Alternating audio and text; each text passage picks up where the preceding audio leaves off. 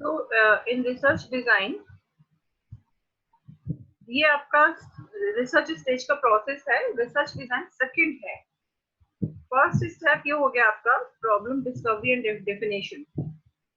Second step research design, उसके बाद में बाकी आगे के स्टेप्स है।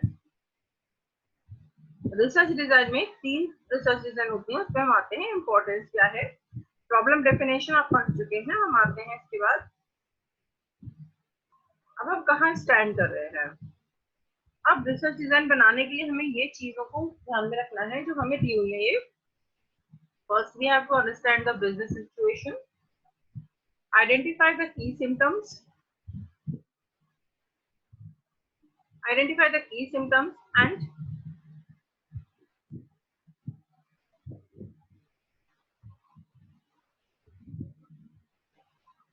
and then isolate the problem for symptoms, write managerial decision statement and corresponding research purpose, determine unit of analysis, determine relevant variables and state research questions and objectives और hypothesis। इतना काम हमको पहले फिनिश करना है research design से पहले।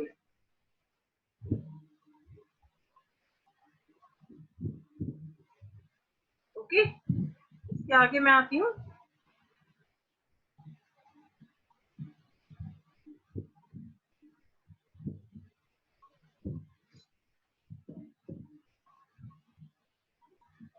अब मैं नेक्स्ट आती हूँ आगे।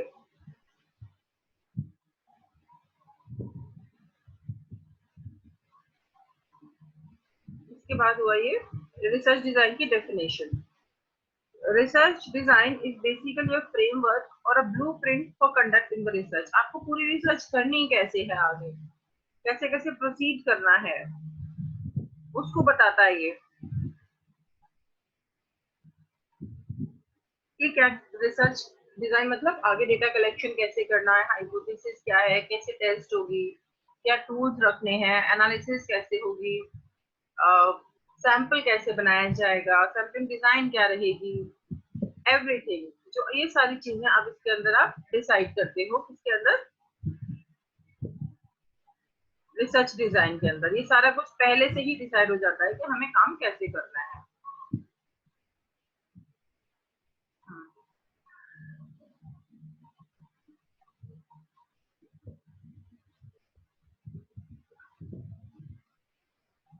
आगे आते हैं components of research design.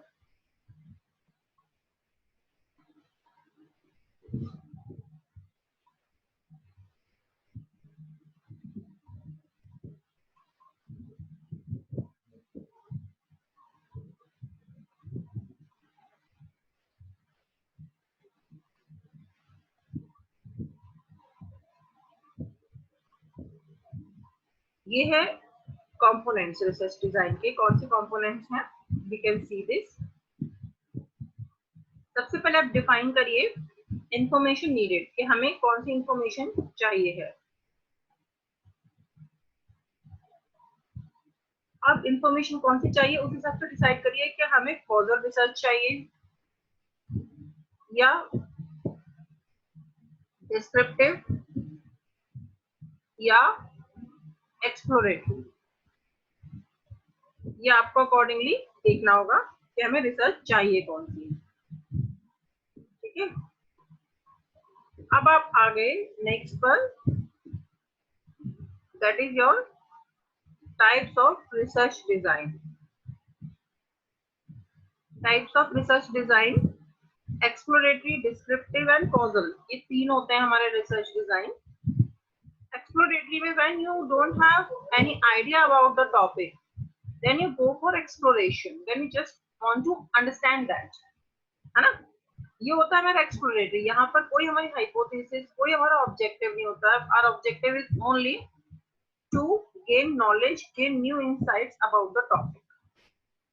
Descriptive में होता है आपका कि आपको उस टॉपिक के बारे में पता है, बट उसके अंदर आपको जस्ट उन चीजों को क्लियरली डिफाइन करना, ऑब्जेक्टिव्स को, क्या ऑब्जेक्टिव्स हैं, जस्ट टू क्लियरली डिफाइन।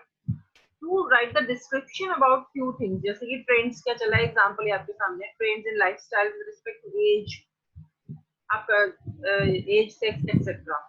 आपको इसके बारे में जानना है तो आप क्या करेंगे, डिस्क्रिप्टिव रिसर्च करेंगे। कॉजल रिसर्च में आपको एग्जैक्टली पता होता है, कॉजल रिसर्च में आपको एग्जैक्टली पता होता है कि आपकी रिसर्च में कॉज एंड इफेक्ट रिलेशनशिप आपको फाइंड आउट करनी है, आपको जज करनी है।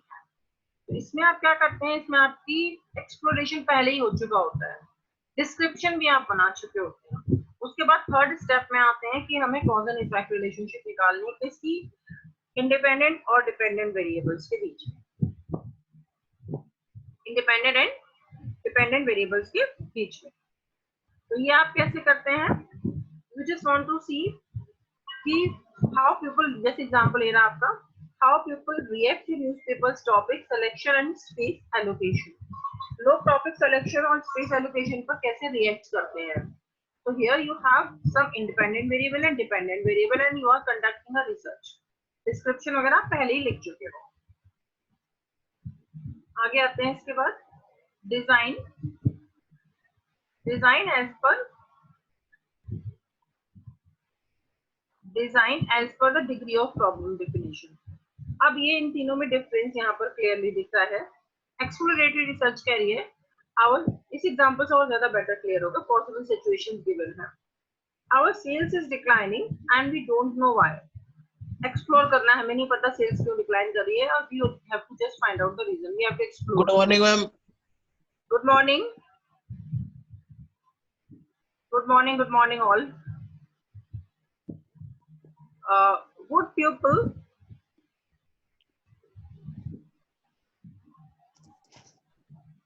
अब ये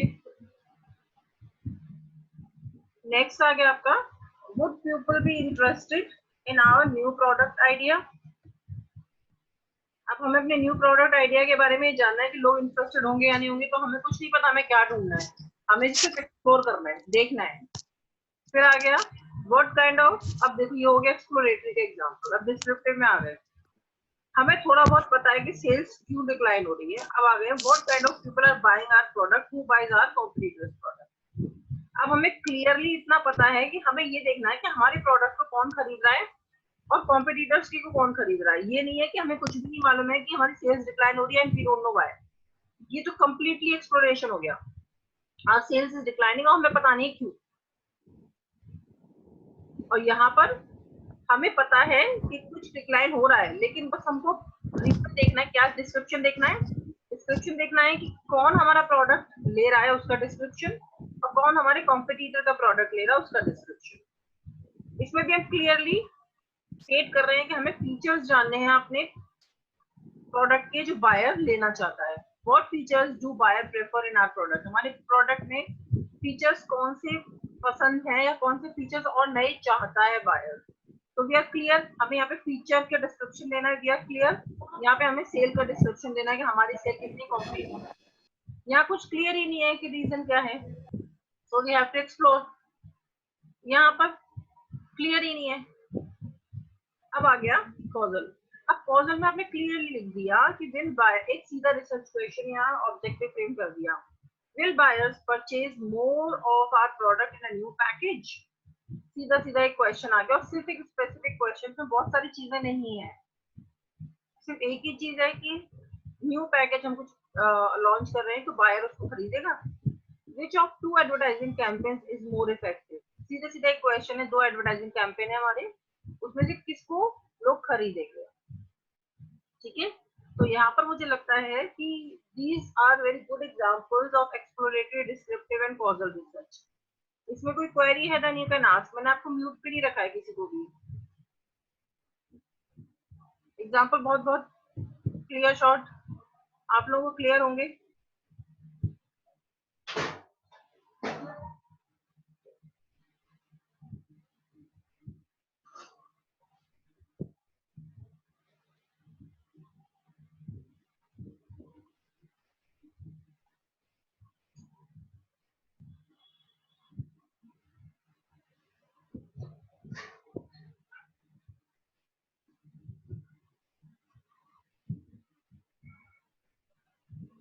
कोई क्वेरी नहीं, हाँ मैम, क्लियर है, क्लियर है। आगे आऊं?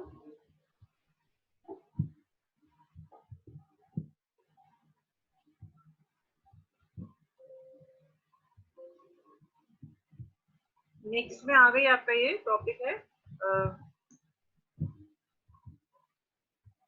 ये सबकी सारी रिसर्च डिजाइन की आपस में कंपैरिजन हो गया, तीनों टाइप की रिसर्च डिजाइन का।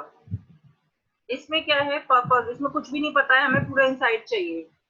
इसके अंदर हमें चीजों को डिस्क्राइब करना है, इसमें कॉज एंड इफेक्ट रिलेशनशिप निकालनी है, इसमें बैकग्राउंड की जरूरत नहीं है, पूरी बैकग्राउंड ही बनानी होती है एक्सप्लोरेटरी में। इसमें थोड़ी सी कंसिडरेबल बैकग्राउंड की जरूरत है, इसमें भी कंसिडरेबल बैकग्राउंड की जरूरत है। स्ट्रक्चर्ड कितनी, एक्सप्लोरेटरी बिल्कुल भी स्ट्रक्चर्ड नहीं होती है। डिस्क्रिप्टिव और कॉजल स्ट्रक्चर्ड होती है। स्ट्रक्चर मतलब हमें पता होता है हमें क्या करना है, चीजें स्ट्रक्चर्ड मींस प्लान्ड। यहाँ पर कोई प्लानिंग नहीं होती है, हमें पता नहीं हम किधर को चले जाएंगे, because we are exploring. Flexibility इसमें हाई होती है क्योंकि हम कहीं पर भी मूव ऑन कर सकते हैं ना, स्ट्रक्चर नहीं है, प्लान नहीं है, तो फ्लेक्सिबिलिटी हाई है। और यहाँ पर फ्लेक्सिबिलिटी थोड़ी कम है, और यहाँ फ्लेक्सिबिलिटी बिल्कुल भी नहीं है, हम बाउंड है, हमें सिर्फ एक वेरिएबल का इम्पैक्ट दूसरे वेरिएबल पे निकालना है। सैंपल नॉन रिप्रेजेंटेटिव से मतलब ये है कि कोई भी सैंपलिंग डिजाइन नहीं करते हम, और किसी से भी कुछ भी पूछना शुरू कर देते हैं, और कोई भी वेबसाइट देखनी शुरू कर देते हैं। We are not plan. यहाँ पर प्रॉपर रिप्रेजेंट करती है आपकी सैंपल किसी एक पॉपुलेशन को। आपको पता होता है आपको कौन सी पॉपुलेशन को टारगेट करना है, मुझे स्टूडेंट को टारगेट करना है या मुझे हाउस वाइफ को टारगेट करना है। इसमें रिसर्च एनवायरनमेंट रिलैक्स्ड होता है, इसमें फॉर्मल, और इसमें हाईली फॉर्मल होता है, हाईली कंट्रोल्ड होता है। इसकी कॉस्ट लो, मीडियम, हाई, क्योंकि इसको आप बहुत ढंग से करते हो परफॉर्म, तो इसकी कॉस्ट हाई होती है। एक्सप्लोर तो आप फ्री में कर लेते हो ऑलमोस्ट, तो एक्सप्लोरेटरी रिसर्च में आपकी कॉस्ट बहुत कम होती है।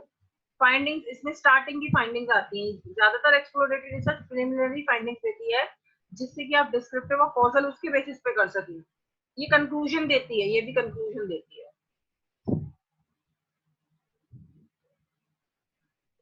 ठीक है, ये इनके बीच का डिफरेंस हो गया। अगर आप एक्सप्लोरेटरी और कंक्लूसिव को वो करो, कंक्लूसिव में मतलब ये दोनों आ गई आपकी। कंक्लूसिव में कॉजल और ये वाली एक डिस्क्रिप्टिव दोनों आ गई। देखो यहाँ पे कंक्लूसिव लिखा हुआ है ना, ये कंक्लूसिव है दोनों, ये दोनों कंक्लूसिव में आती हैं, तो ये हमारा कंक्लूसिव में आ गया। आगे आ गए एक्सप्लोरेटरी में हम इतना सब कुछ करते हैं, कंक्लूसिव को आगे बताते हैं। सेकेंडरी डेटा और pilot survey and so on.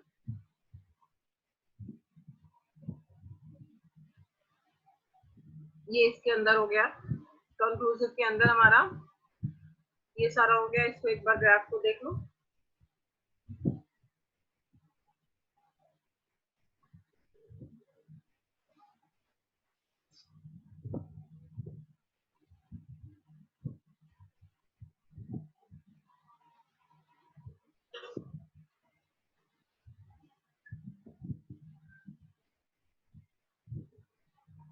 ठीक है,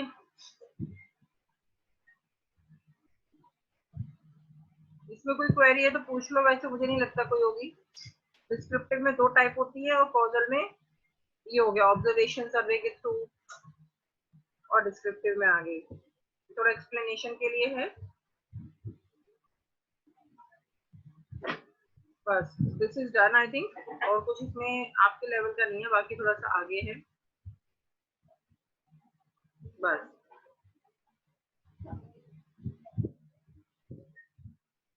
So this is done, and